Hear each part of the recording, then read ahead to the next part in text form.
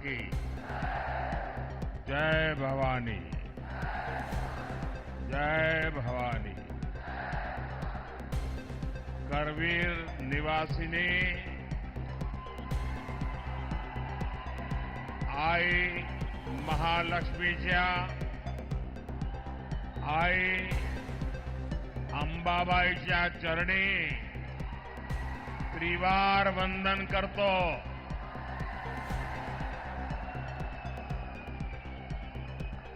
तमाम कोल्हापूरकरांना माझा नमस्कार।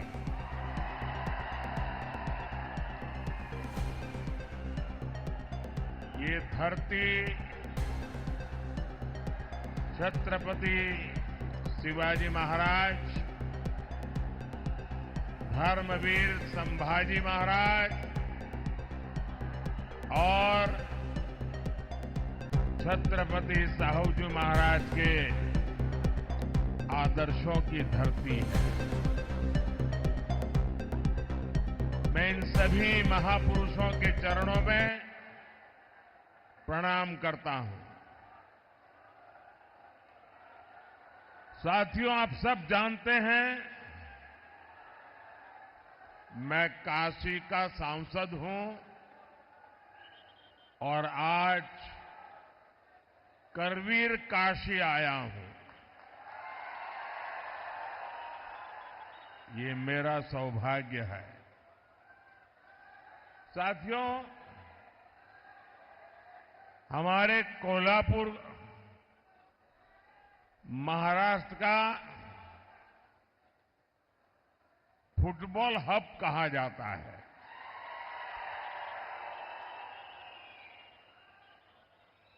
फुटबॉल यहां के युवाओं में बहुत पॉपुलर है और आपको अगर फुटबॉल की भाषा में मैं बताऊं तो कल दूसरे चरण का मतदान पूरा होने के बाद बीजेपी और एनडीए 2-0 से आगे चल रहे हैं।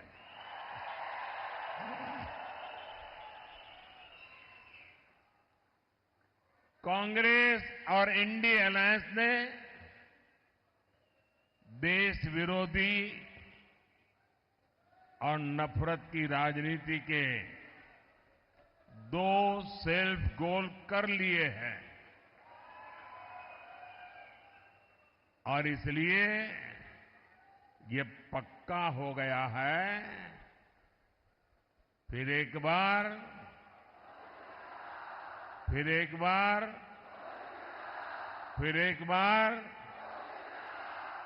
अच्छा, जरा एक और नारा बुलवाना चाहता हूं आज कोल्हापुर की धरती पर। आप बोलेंगे? अभी मैं बोल रहा था फिर एक बार, अब मैं नहीं बोलूंगा, आप बोलेंगे फिर एक बार, ठीक है? गरीबों की सरकार, गरीबों की सरकार, एससी, एसटी, ओबीसी की सरकार, विकास को समर्पित सरकार, युवा को अवसर देने वाली सरकार, महिलाओं को सुविधा देने वाली सरकार। शाबाश।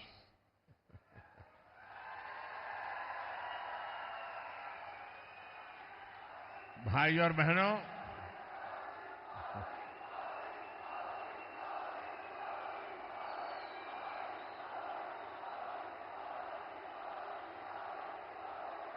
अब तीसरे चरण में बॉल कैरियर की जिम्मेदारी कोल्हापुर वासियों के पास आने वाली है।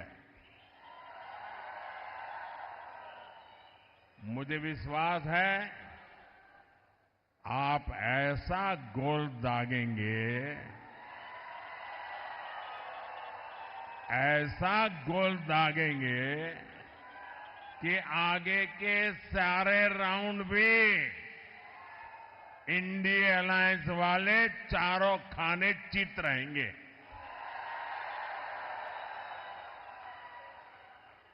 क्योंकि ये पूरा देश जानता है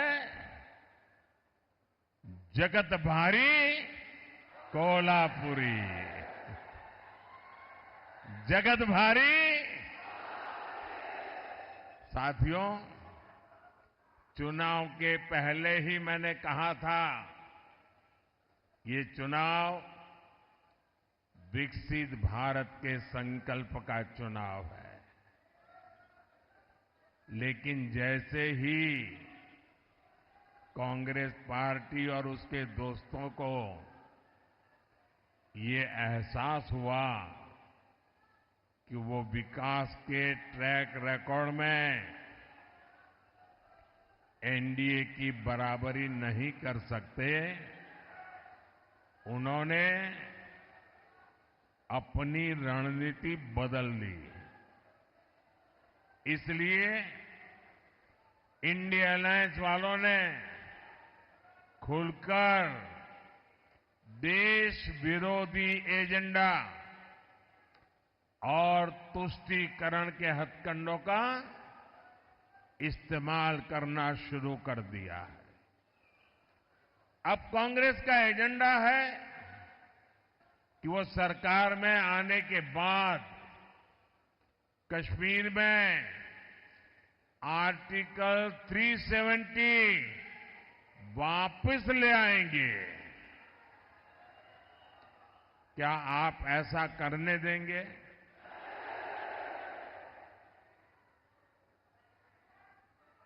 अब किसी में हिम्मत है कि मोदी के इस कदम को पीछे हटा सके? ये लोग कह रहे हैं कि इनकी सरकार बनी तो ये लोग सीएए कानून रद्द कर देंगे। क्या ये देश उनको करने देगा? और अगर करने जाएंगे तो उनकी हालत क्या होगी, उनको पता है क्या? अब आप मुझे बताइए, जिन लोगों के 3 अंकों में लोकसभा सीट जीतने के लाले पड़े हो, क्या ये इंडिया अलायंस वाले सरकार के दरवाजे तक भी पहुंच सकते हैं क्या? और उनका तो हाल ये है जी, वो ऐसी फॉर्मूला बना रहे, 1 साल 1 पीएम, ये फॉर्मूला निकालने में लगे हैं। अगर 5 साल मौका मिले तो 5 प्रधानमंत्री। अब इनको इसकी आदत हो गई। कर्नाटका में भी अभी सरकार बनी, उनकी पार्टी, उनका विजय। फॉर्मूला क्या? 2.5 साल 1 मुख्यमंत्री, 2.5 साल के बाद जो डिप्टी सीएम है वो मुख्यमंत्री। ये खेल खेल रहे। इन्होंने छत्तीसगढ़ में फॉर्मूला बनाई थी, 2.5 साल 1 मुख्यमंत्री, दूसरे 2.5 साल दूसरा मुख्यमंत्री। उन्होंने राजस्थान में फॉर्मूला बनाई थी, 2.5 साल 1 मुख्यमंत्री, दूसरे 2.5 साल। और हुआ क्या? ये फॉर्मूला निकालने वाले लोग 5 साल में 5 प्रधानमंत्री देश पर थोपने के सपने देखने वालों को ये देश कभी भी सहन करने वाला नहीं है। और इसलिए ये लोग देश पर गुस्सा उतार रहे हैं। कर्नाटका और तमिलनाडु में कांग्रेस और इंडिया अलायंस के लोग क्या भाषण कर रहे हैं? दक्षिण भारत को तोड़कर अलग देश बनाने की मांग कर रहे हैं। आप मुझे बताइए, अहद पेशावर, अहद पेशावर तहत तंजावर, हिंदवी स्वराज्य।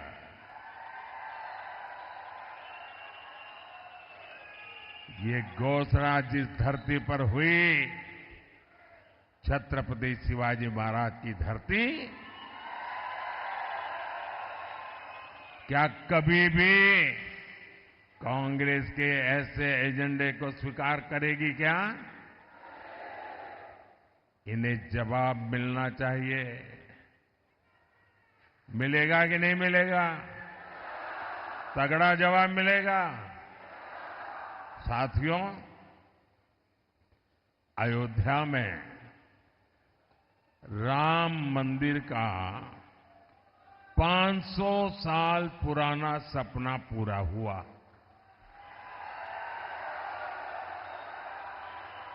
दशकों तक राम मंदिर को बनने से रोकने वाली कांग्रेस ने उसका भी बहिष्कार किया। और ये कांग्रेस कितनी अधपतन में गई है। ये राम मंदिर के जो ट्रस्टी है ना, ये अच्छे लोग हैं, तो कांग्रेस के सारे पाप माफ कर दिए और घर जाकर के निमंत्रण दिया कि नहीं भाई चलो जो हो गया आओ। उन्होंने उस निमंत्रण को ठुकरा दिया। क्या कोई कभी प्रभु राम के दरबार में जाने का निमंत्रण ठुकरा सकता है क्या?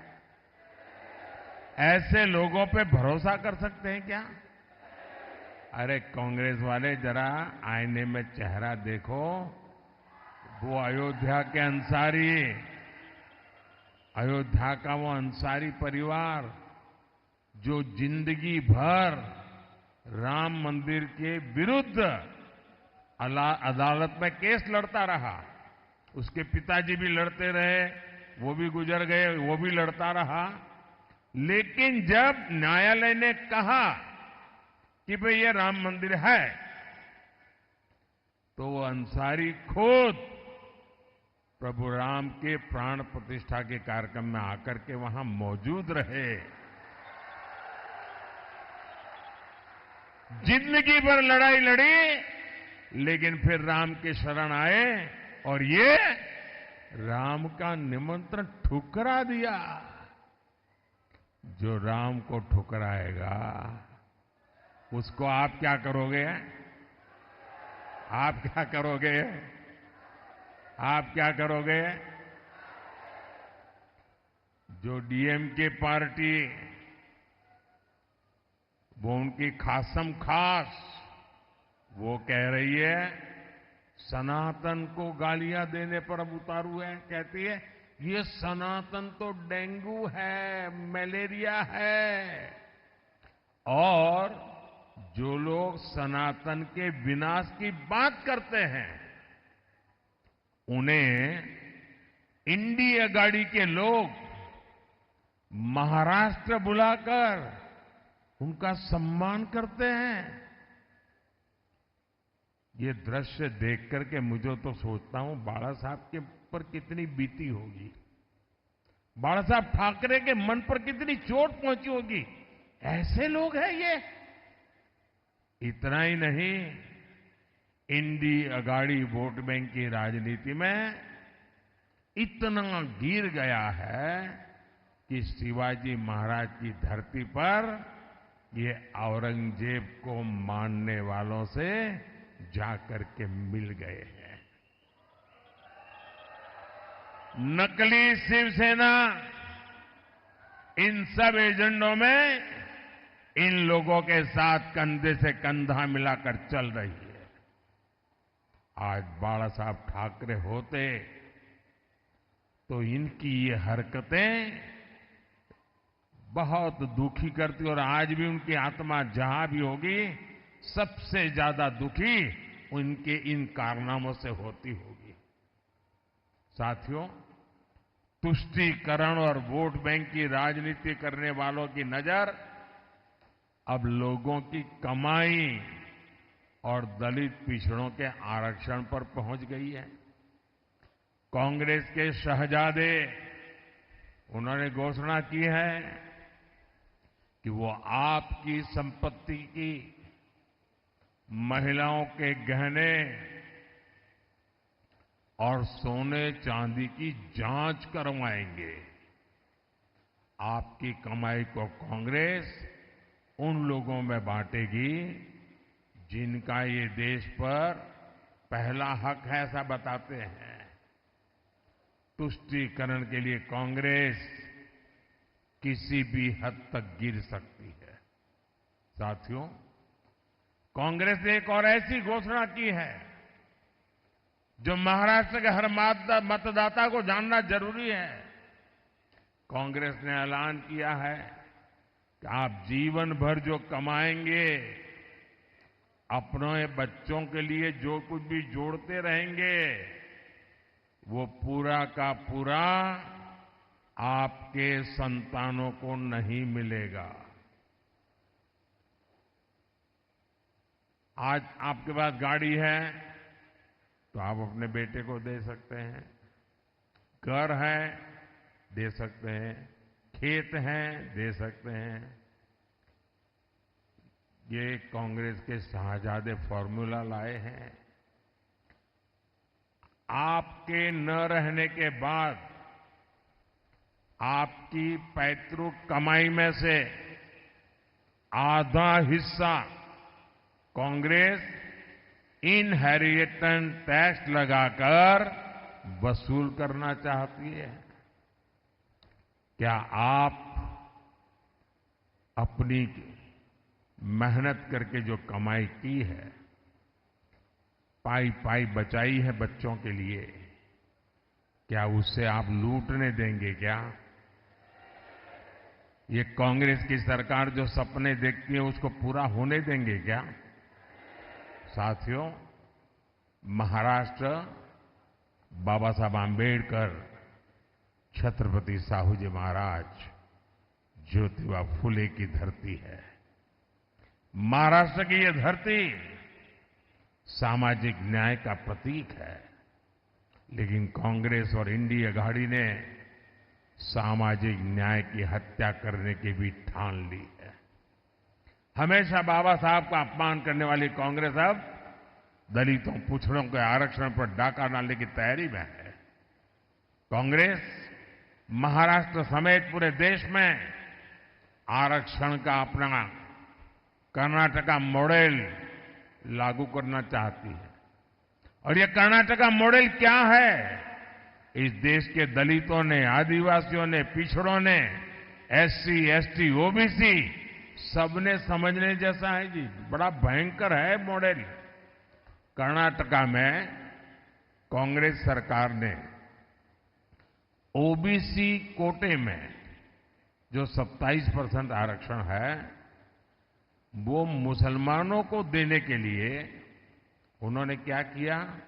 रातों रात एक कागज पे थप्पा मार करके सभी मुसलमानों को ओबीसी बना दिया, रातों रात।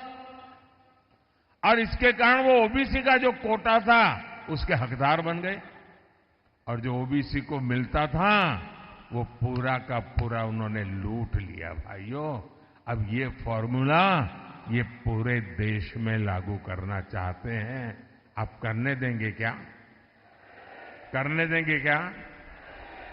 2012 में इंडी गठबंधन की सरकार ने ये कोशिश की थी, तब ये सफल नहीं हो पाए थे। इसलिए अब कांग्रेस संविधान बदलकर दलित, पिछड़ों का आरक्षण धर्म के नाम पर बांटना चाहती है। ओबीसी के आरक्षण पर यह डाका क्या कभी कोई बर्दाश्त कर सकता है क्या? आप बर्दाश्त कर सकते हैं क्या? आप स्वीकार कर सकते हैं क्या? जिन लोगों ने कर्नाटका में पिछड़ों का आरक्षण छीना है, उन्हें देश में एक इंच भी सफलता नहीं मिलनी चाहिए, अवसर नहीं मिलना चाहिए।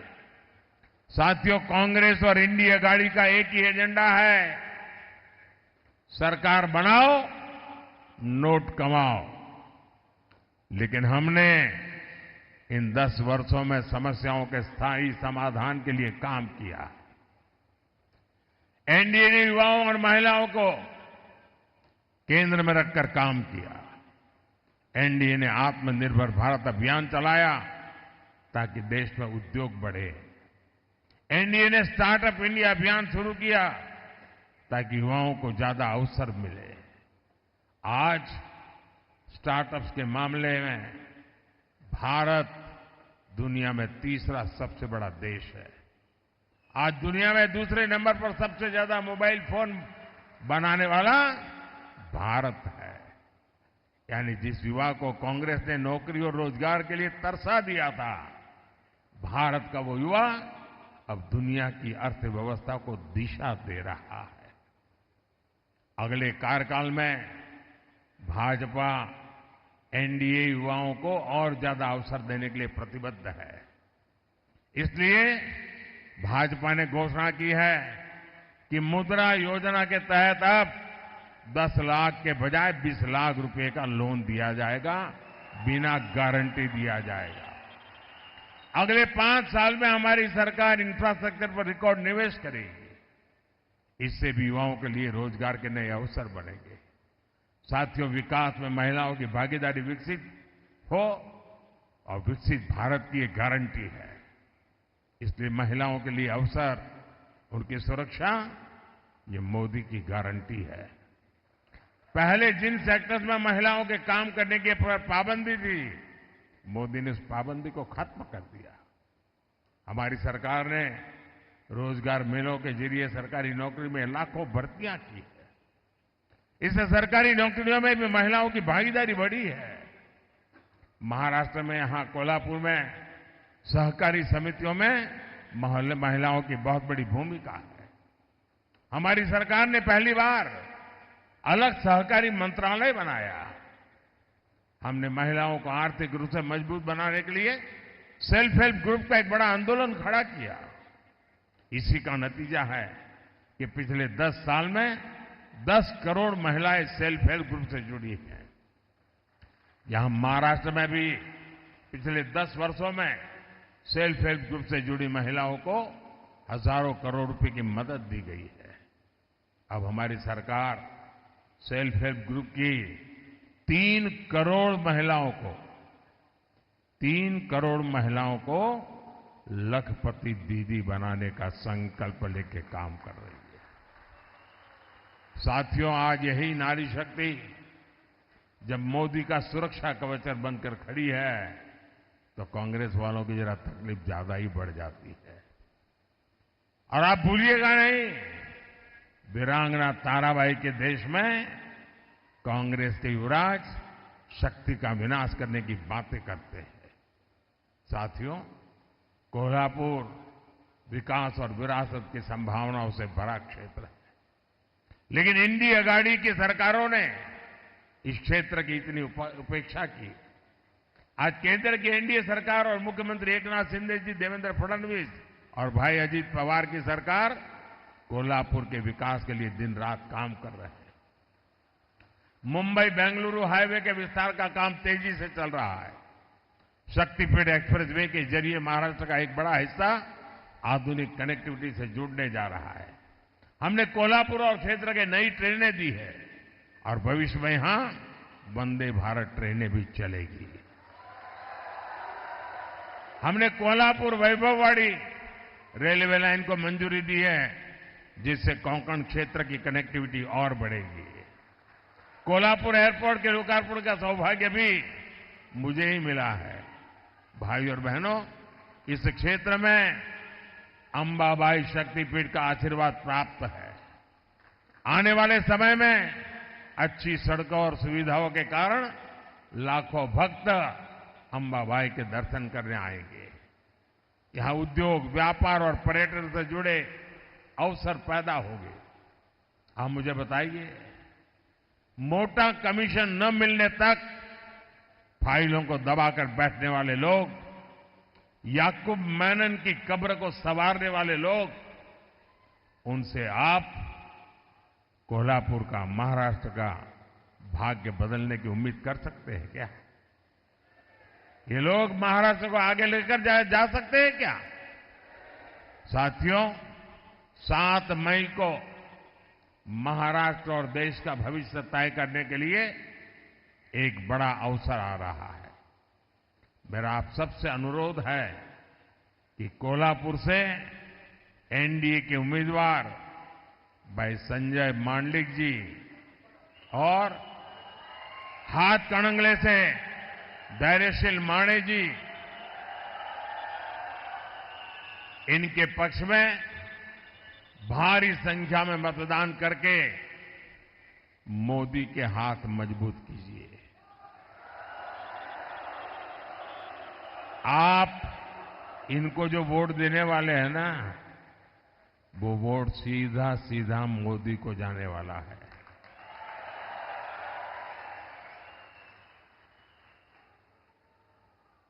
लेकिन गर्मी बहुत है, कहीं कहीं शादियां भी है,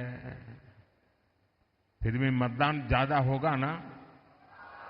आप घर घर जाएंगे, मतदाताओं को जगाएंगे, आप पोलिंग बूथ जीतेंगे, मतदान के पुराने सारे रिकॉर्ड तोड़ेंगे, पक्का? अच्छा, मेरा एक काम करेंगे,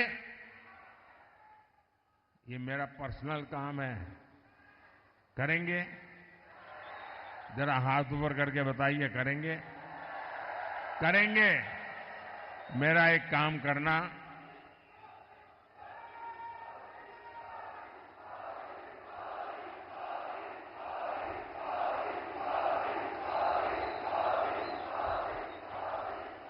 मेरा एक काम करना, यहां से जाने के बाद आसपास पड़ोस में, गांव में, मोहल्ले में जिन जिन लोगों को मिलना हो जाए, नहीं होता है तो जाकर के मिलिए, मेरी तरफ से मिलिए और हर एक को कहना कि अपने मोदी जी कोल्हापुर आए थे और मोदी जी ने आपको प्रणाम भेजा है। घर घर मेरा प्रणाम पहुंचा देंगे।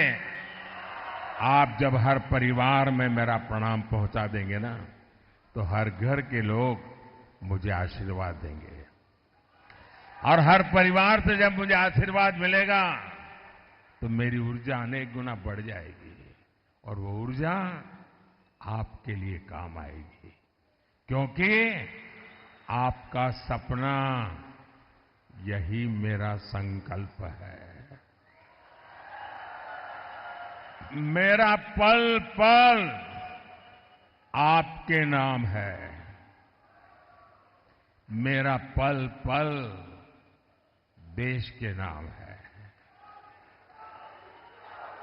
और इसलिए भाइयों बहनों, मैं प्रण लेकर के चला हूं 24/7 फॉर 2047। ये प्रण लेकर के निकला हूं, आपके लिए निकला हूं और इसलिए मुझे पल पल आपके आशीर्वाद की जरूरत है। मेरे साथ बोलिए, भारत माता की, भारत माता की, भारत माता की। बहुत बहुत धन्यवाद।